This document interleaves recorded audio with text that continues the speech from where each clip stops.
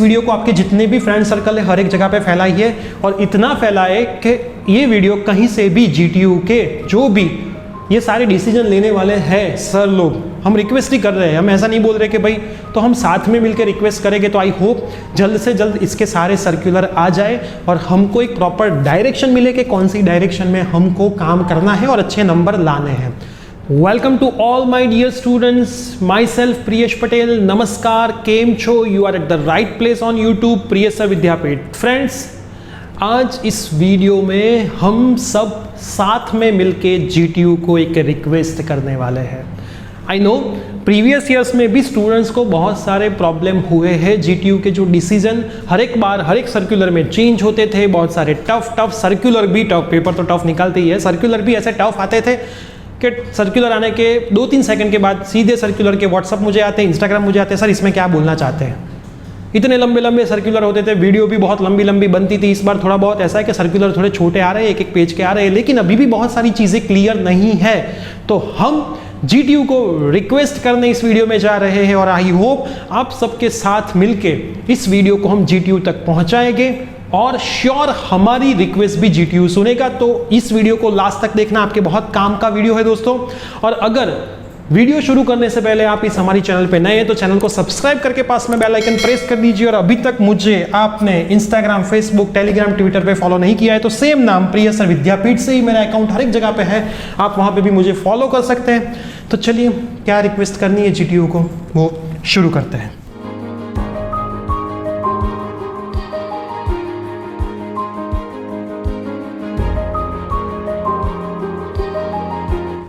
Friends, हम सब साथ में मिलकर GTU को बस इतना बोलना चाहते हैं कि प्लीज़ स्टूडेंट को इतनी चीज़ क्लैरिफाई कर दीजिए, बस, और कुछ नहीं चाहिए।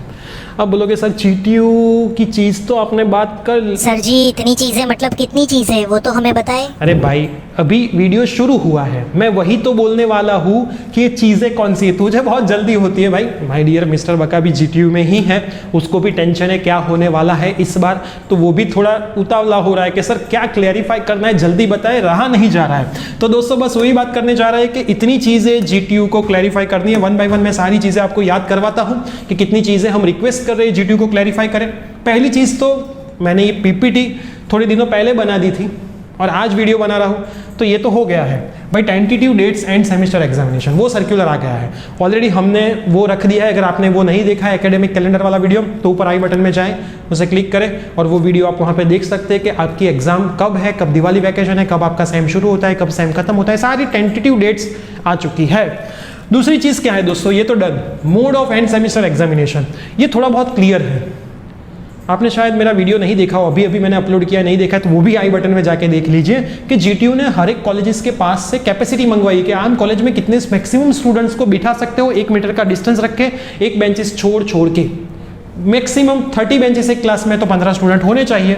तो लग रहा है कि शायद ऑफलाइन हो, चांसेस है, लेकिन वो क्लियर अभी तक नहीं पता चला है। तो ये भी GTU क्लियर करे कि ऑनलाइन एग्जाम है, ऑफलाइन है या फिर ब्लेंडेड। अभी देखो ब्लेंडेड मतलब दोनों मिक्स, ऑनलाइन भी हो, थोड़ी बहुत ऑफलाइन भी हो, लेकिन इससे हमें कोई बहुत इतना फर्क नहीं पड़ता। जस्ट इतना नेक्स्ट जो टॉपिक है वो पता चल जाएगा कि पेपर थ्योरी आएगा कि MCQ, तो ये भी थोड़ा क्लियर हो जाए तो अच्छा है कि भाई एग्जाम कौन से फॉर्म में होगी, क्योंकि ऑफलाइन एग्जाम ले तो ही थियोरेटिकल पॉसिबल है, ऑनलाइन तो हमारे केस में थियोरेटिकल पॉसिबल ही नहीं है, फिर तो MCQ में ही जाना पड़ेगा। तो जो थर्ड वन वाला पॉइंट है वो बहुत इंपॉर्टेंट है कि भाई mode of and semester examination, ये हमारी जो एंड सेमेस्टर, अभी कॉलेजेस में तो हर एक जगह पे मिड सेमेस्टर हुई, ऑनलाइन ही हुई है, डिस्क्रिप्टिव भी हुई, थ्योरी भी हुई, मुझे भी पता है, आपको भी पता है, लेकिन फाइनल सेम की एग्जाम का प्लीज मोड बताए कि भाई थ्योरी ले या फिर हमें कोई प्रॉब्लम नहीं है, कोई भी मोड में लो, आप थ्योरी भी लो, ऑन MCQ भी लो, हमें उससे प्रॉब्लम नहीं है, ऑनलाइन ऑफलाइन ले रही हमें प्रॉब्लम नहीं है, लेकिन हमें बता दो कि भाई थ्योरी के लेकर, क्योंकि MCQ की प्रिपरेशन अगर स्टूडेंट करेंगे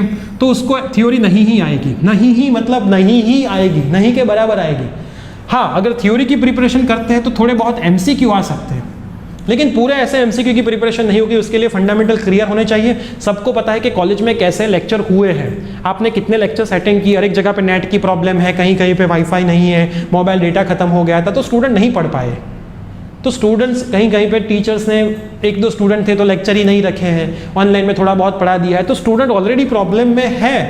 तो उसका प्रॉब्लम का सॉल्यूशन अगर जितना GTU इतना बता दे कि भाई एग्जाम इस मोड में होने वाली है और ऐसे, और फाइनल वाला, ऐसा नहीं कि भाई पेपर के अगले दिन चेंज हो जाए, ऑफलाइन एग्जाम होगी, पेपर के अगले दिन एग्जाम कैंसिल हो जाए। पहले तो ऐसा बोला कि एग्जाम होगी, बाद में 1 घंटे में एग्जाम कैंसिल भी हो जाए। तो थोड़ी श्योरिटी के साथ, भले टाइम लो, 1 वीक का टाइम लो आप, हमें प्रॉब्लम नहीं, लेकिन थोड़ा श्योरिटी के साथ हमें बताए तो स्टूडेंट, देखो ऑलरेडी D2D का एडमिशन बहुत लेट है, बहुत मतलब बहुत लेट, ऑलरेडी टेंशन से स्टूडेंट आए हैं, 6 महीने का टेंशन लेके एग्जाम होगी नहीं होगी कैसे होगी, वो सब टेंशन से स्टूडेंट आए हैं। तो वो टेंशन में कॉलेज में कहीं कहीं पे स्टूडेंट को कोई प्रॉपर आंसर नहीं मिल रहे हैं। तो इस बार तो स्टूडेंट इतना तो बोल सकते हैं कि भाई एग्जाम ऑनलाइन होगी, ऑफलाइन होगी, या फिर थ्योरी MCQ, इतना तो प्लीज आप बता दो, तो स्टूडेंट को उतनी चीजें तो यहाँ पे क्लियर हो जाए। फिर है about practical viva. Final semester के जो स्टूडेंट्स हो गए उसके क्या प्रैक्टिकल एग्जामिनेशन हो गए। देखो ये इतना इंपॉर्टेंट टॉपिक नहीं है, मुझे भी पता है, लेकिन स्टूडेंट थोड़े बहुत प्रिपेयर रहे मेंटली, क्योंकि मेंटली स्टूडेंट परेशान हो चुके हैं। इतने सारे सर्कुलर, इतने सारे चेंजेस। देखो स्टूडेंट को पढ़ाई भी करनी है, स्टूडेंट को एग्जाम भी देनी है। अगर एक ही काम होता, पढ़ाई करने का, एग्जाम नहीं होते, तो इतना टेंशन नहीं होता।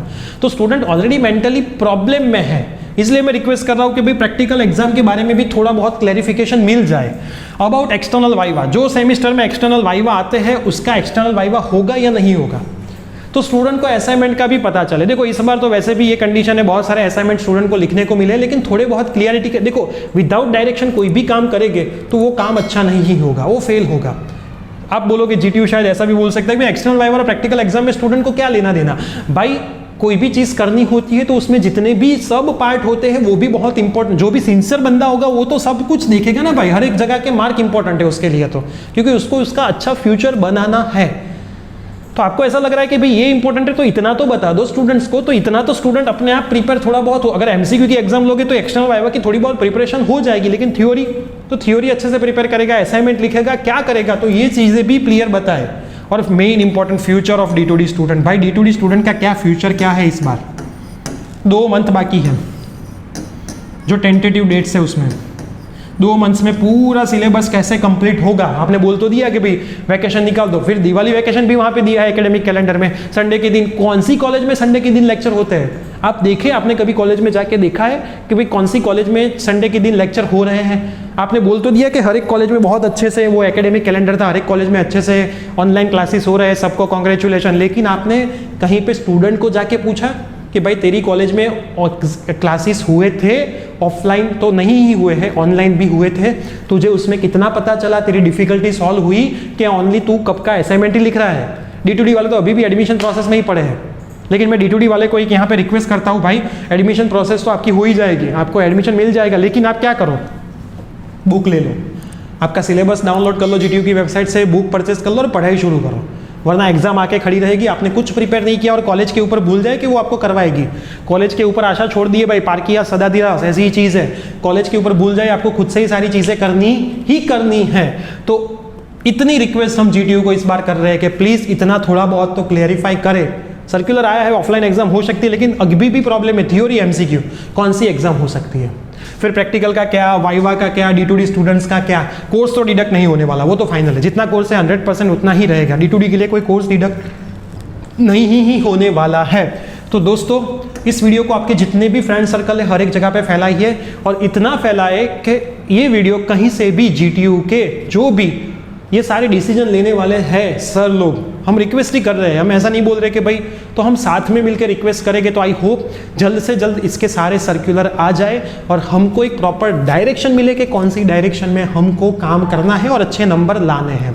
तो दोस्तों इस चैनल के आप ऊपर नए हो तो चैनल को सब्सक्राइब करके पास में बेल आइकन प्रेस कर दीजिए, और अभी तक आपने मुझे इंस्टाग्राम, फेसबुक, टेलीग्राम, ट्विटर पे फॉलो नहीं किया है तो आप सेम नाम प्रियेसर विद्यापीठ पे हर एक जगह पे मेरा अकाउंट है, आप मुझे फॉलो कर सकते हैं। इस वीडियो को लाइक करना ना भूलें, चैनल पे बड़े पढ़ाई करते रहे। All the very best, thank you so much.